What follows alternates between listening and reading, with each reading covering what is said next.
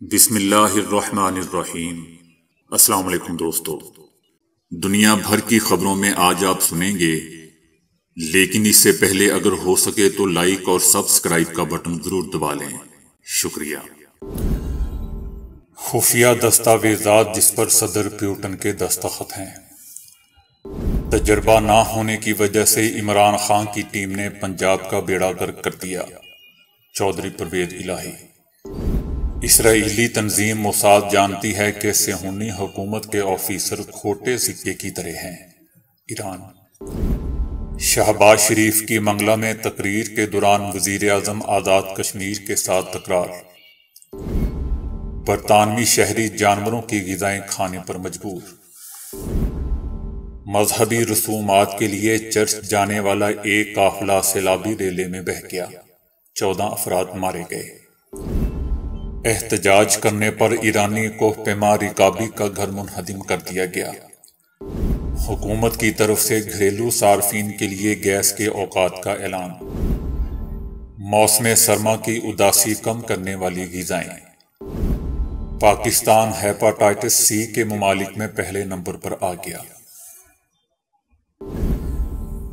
ایک برطانوی دفاعی سلامتی کے تھنک ٹینک نے روس کے یوکرین پر حملے سے پہلے کے منصوبے کی تفصیلات ظاہر کی ہیں۔ ان دستاویزات پر بظاہر پیوٹن نے دستخط کیے تھے۔ Royal United services and security studies نے کہا ہے کہ روس نے 10 دنوں میں یوکرین پر قبضہ کرنے اور اگست تک اسے ضم کرنے کا منصوبہ بنایا تھا۔ روسی حکام کا صرف ایک چھوٹا گروپ اس منصوبے کے مکمل پیمانے سے واقف تھا، اور یہاں تک کہ روسی فوج کے اندر نائب سربراہان بھی یوکرین پر حملے اور قبضے کے منصوبے سے کچھ دن پہلے تک لا علم تھے۔ فوجی یونٹوں کو ابھی تک آرڈر موصول نہیں ہوئے تھے۔ دستاویزات میں یہ بھی انکشاف ہوا ہے کہ روس نے یوکرین کے power stations, airfields, water supplies, مرکزی بینک اور پارلیمنٹ پر قبضہ کرنے کا منصوبہ بنایا تھا، اور یہ کہ روسی اسپیشل سروسز کو یوکرین کی قیادت کو مارنے کا بھی کام سونپا گیا تھا۔ روسی یہ فرض کر رہے تھے کہ یوکرین کے سرکاری اہلکار یا تو بھاگ جائیں گے یا حملے کی رفتار کے نتیجے میں پکڑے جائیں گے۔ حملے کے منصوبے میں روسی فوجیوں کو پناہ دینے والے ملک کے توانائی کے نظام پر کنٹرول حاصل کرنے اور تابکاری کی آلودگی کے خطرے کے ساتھ یورپی ممالک کو ممکنہ طور پر بلیک میل کرنے کے لیے یوکرین کے جوہری پاور پلانٹس پر قبضہ کرنے کی تفصیلی منصوبہ بندی بھی کی گئی تھی۔ کچھ یوکرینیوں کی فہرستیں مرتب کی گئی تھیں جنہیں بعد میں مار دیا جانا تھا۔ وزیر اعلیٰ پرویز الہی نے اپنے صاحبزادے مونس الہی کے بیان کی تصدیق کرتے ہوئے کہا ہے کہ سابق army chief general Qamar Javed Bajwa نے کہا تھا کہ آپ سوچ کر چلیں، آپ اور آپ کے دوستوں کے لیے عمران خان والا راستہ بہتر ہے۔ وزیر اعلیٰ پنجاب کا کہنا تھا کہ میرے ساتھ شریفوں نے 5 بار دھوکہ کیا، مجھے انہوں نے چلنے نہیں دینا تھا تو مجھے کوئی فائدہ نہیں ہونا تھا۔ مجھے پتا ہے کہ عمران خان مجھے چلنے دیں گے۔ وزیر اعلیٰ پنجاب کا کہنا تھا کہ مونس الہی کا بھی ذہن تھا کہ ہم نے عمران خان کے ساتھ جانا ہے، اللہ تعالیٰ نے ہمارا راستہ تبدیل کروا دیا۔ ہمیں راستہ دکھانے کے لیے اللہ تعالیٰ نے اس وقت کے army chief general Qamar Javed Bajwa کو بھیج دیا۔ پرویز الہی نے مزید کہا کہ عمران خان کو اللہ تعالیٰ نے اتنی ہمت دی ہے کہ انہوں نے شریفوں کے لیے خوف پیدا کر دیا ہے، ان کی زبان اور سوچ پر ہر وقت عمران خان کا نام رہتا ہے۔ اللہ تعالیٰ نے عمران خان کی شکل میں ایک بندہ بھیجا ہے جو شریفوں کے سارے برے کاموں کو یاد کراتا رہتا ہے۔ انہوں نے دعویٰ کیا کہ شہباز شریف کی وفاقی حکومت ہمیں 170 ارب روپے نہیں دے رہی۔ ہم نے ان کو کہا ہے کہ وہ ہمارے اپنے پیسے ہیں، ہمیں اس میں سے پیسے دیں۔ ان کا کہنا تھا کہ شریف کہتے ہیں کہ نااہل کروا دیں گے، انشاءاللہ تعالی عمران خان اس طرح نہیں جائیں گے، پہلے ان کو ڈبوئیں گے۔ چودھری پرویز الہی نے کہا کہ میں نے جب 4 مہینے پہلے حلف لیا تھا اس وقت کہا تھا کہ اسمبلی توڑنے میں 1 منٹ نہیں لگاؤں گا، میرا ابھی بھی یہی جواب ہے۔ ان کا کہنا تھا کہ عمران خان کی صرف آواز آنی چاہیے اور میں نے کہنا ہے کہ اسمبلی ٹوٹ گئی ہے۔ ان کا کہنا تھا کہ آصف علی زرداری کی مہربانیاں بھی بہت رہی ہیں، میں ان کا ڈپٹی وزیر اعظم تھا۔ بات یہ ہے کہ جب ملک کی بات آتی ہے تو ذات کی بات ختم ہو جاتی ہے۔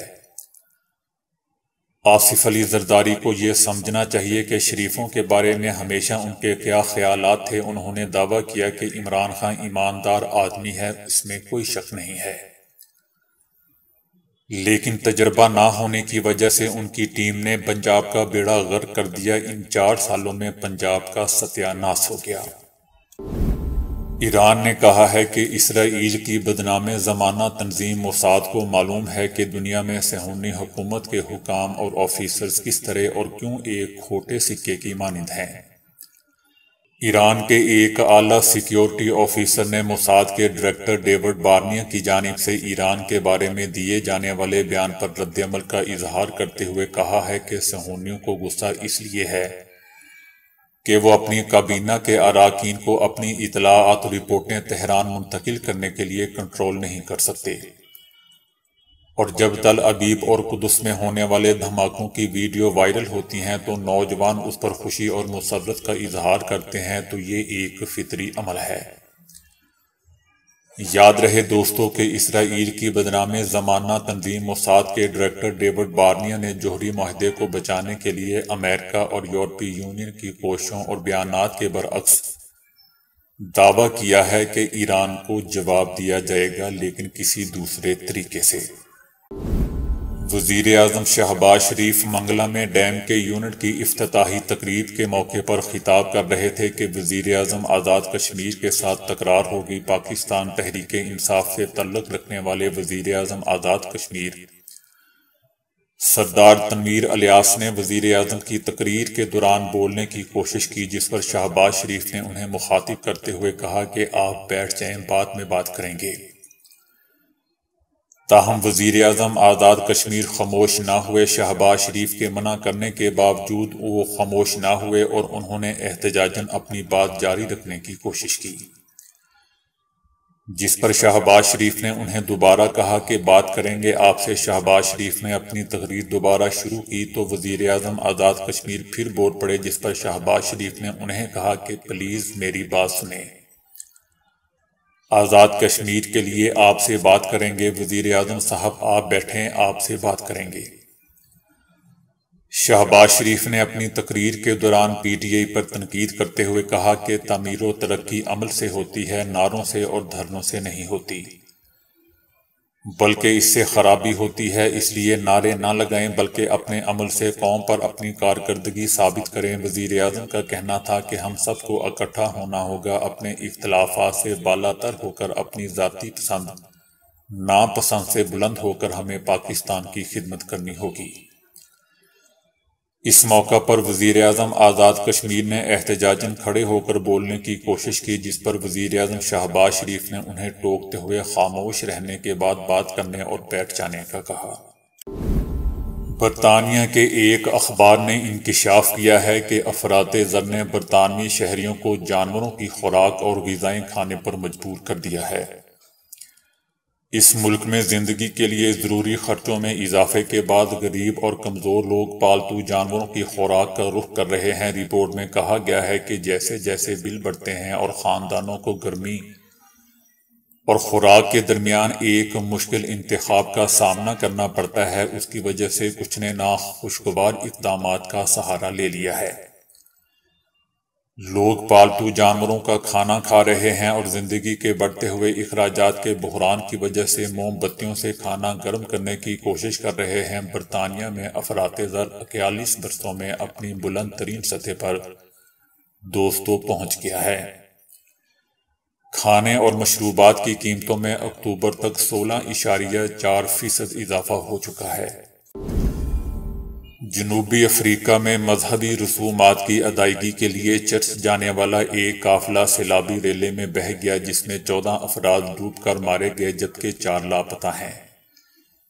جنوبی افریقہ کے شہر جوہانسبرگ میں کرسمس کی تیاریوں اور ایک مذہبی تقریب میں شرکت کے لیے مقامی چرچ جانے والا 30 افراد پر مشتمل قافلہ دریا میں طغیانی کے باعث سیلابی ریلے میں بہہ گیا۔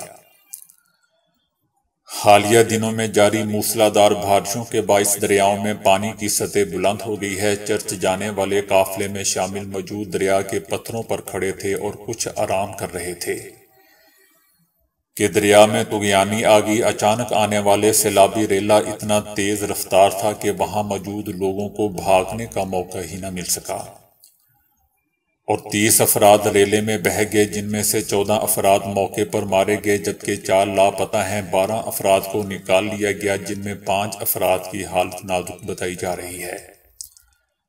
تیز رفتار سیلابی ریلا ان افراد کو دور تک بہا کر لے گیا تھا۔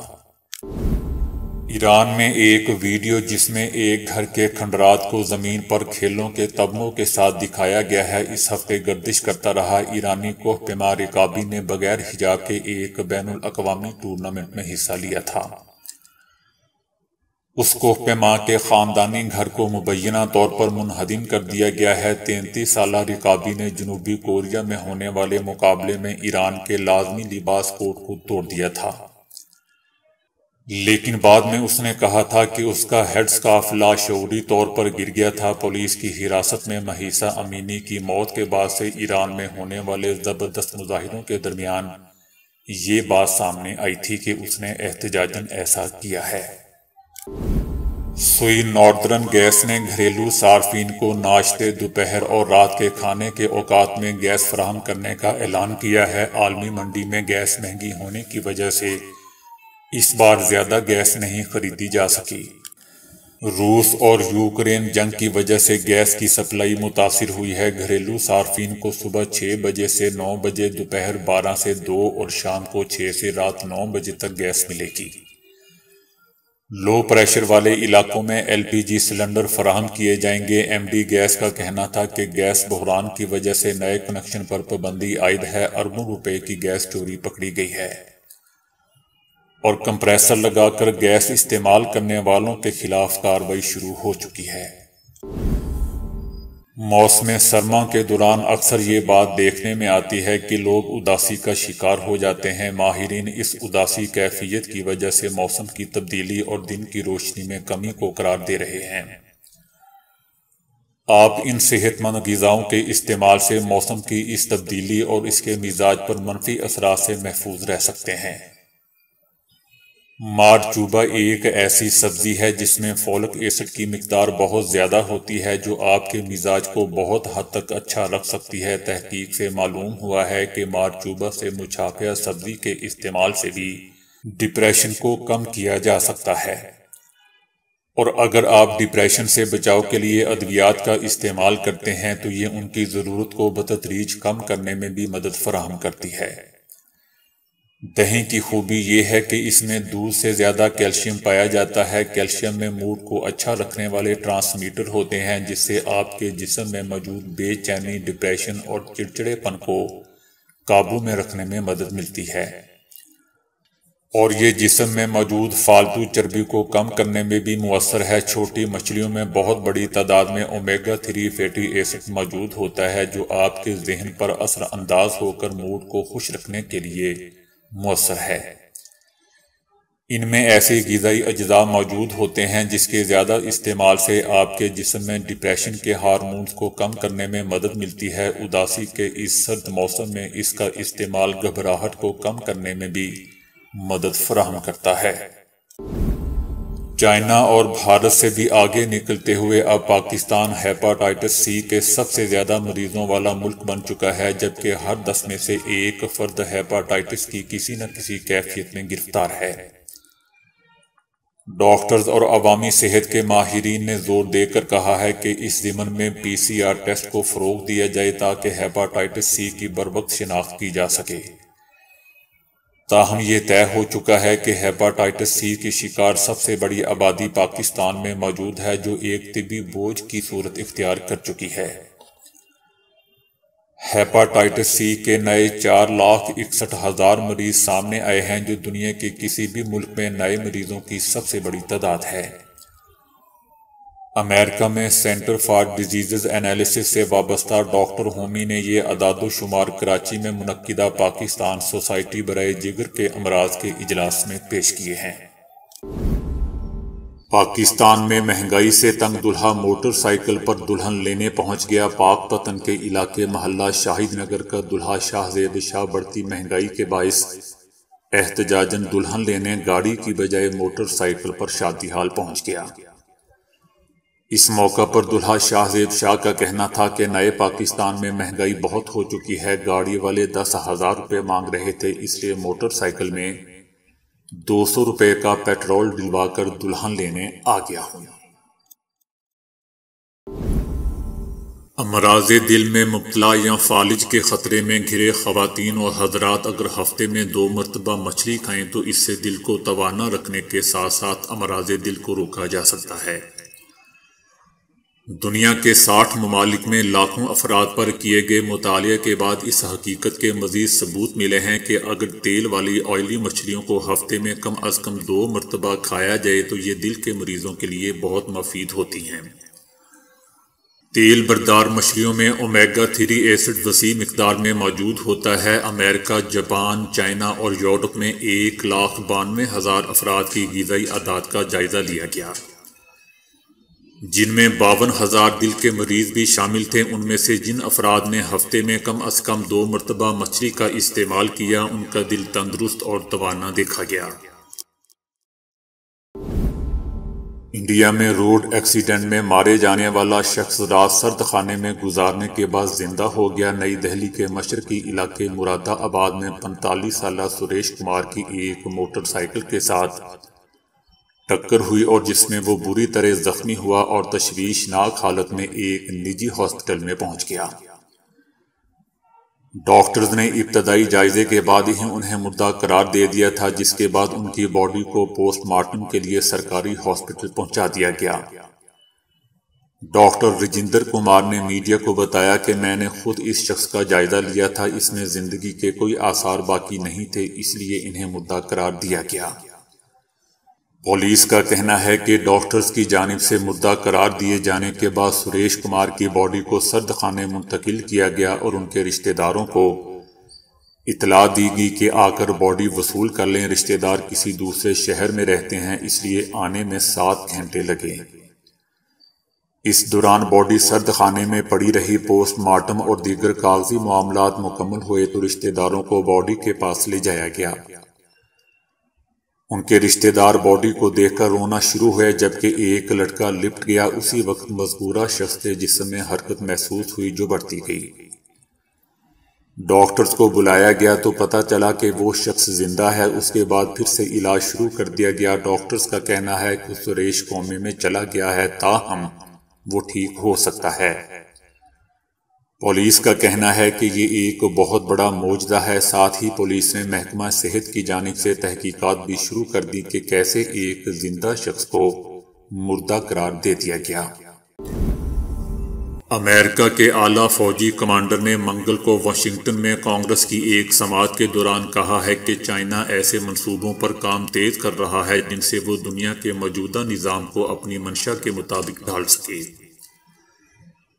چائنا امریکہ پر سبقت لے جانے کی کوششوں کو تیز تر کر رہا ہے۔ کمانڈر ایڈمرل فلپ ڈیوڈسن کا کہنا تھا کہ مجھے تشویش ہے کہ چائنا اپنے عزائم میں تیزی لاتے ہوئے بین الاقوامی سطح پر آزاد تجارت اور قواعد پر مبنی آزاد تعلقات میں امریکہ اور اس کے قائدانہ کردار کو ختم کرنا چاہتا ہے۔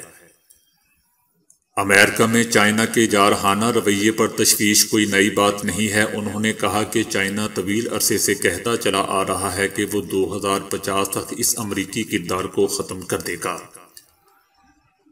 ہمیں تشویش ہے کہ کہیں وہ اس ہدف کو اور قریب نہ لے آئے۔ ڈیوڈسن اس سال کے اختتام تک ریٹائرڈ ہو جائیں گے۔ وہ گزشتہ کئی ہفتوں سے چائنا کی جانب سے درپیش خطرے کے بارے میں توجہ دلانے کی کوشش کر رہے ہیں۔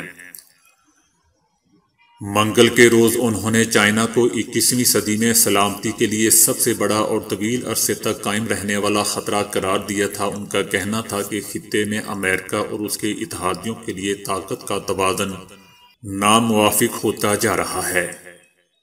ان کے بقول ایک ایسا خطرہ بڑھتا جا رہا ہے جو چائنا کو مزید نڈر کر دے گا۔ ایک اور اعلیٰ ترین انٹیلیجنس اہلکار ایڈمرل مائیکل نے گزشتہ ہفتے ایک ورچوئل کانفرنس سے خطاب میں کہا تھا کہ ہمارا سامنا ایک عالمی سطح کی توسیع پسند چینی آرمی سے ہے جو کسی بھی ایسی جگہ مداخلت پر تیار ہوگی جہاں چینی مفادات کو خطرات لاحق ہوں گے۔